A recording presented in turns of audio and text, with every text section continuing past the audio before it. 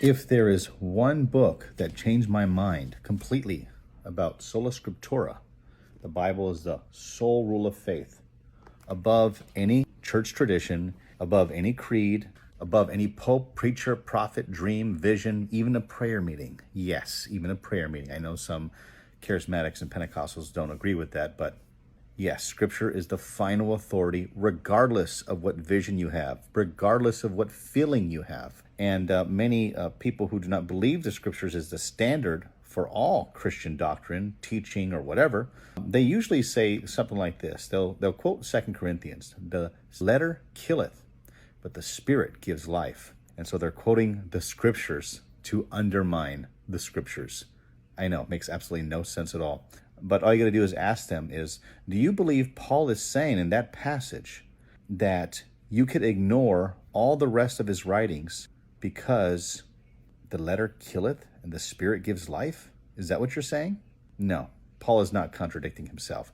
Paul is not saying, unless you feel the Spirit, then you could obey all my letters. No. 1 Corinthians 14 says that he that thinks he is spiritual, let him know the things that I write unto him are the commandments of the Lord. Not the suggestions of the Lord, but the commandments of the Lord.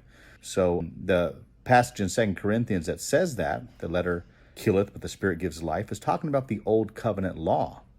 The letter of the law kills. And you got to understand that's what it's talking about. He's not saying the whole New Testament, you don't have to obey the New Testament because the letter killeth and the Spirit gives life. That's not what he's saying.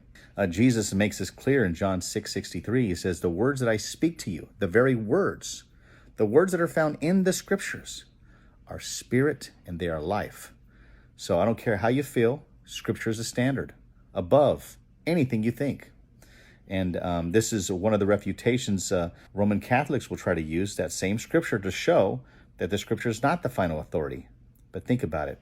How can you use Scripture as an authority to undermine scriptural authority? It makes absolutely no sense.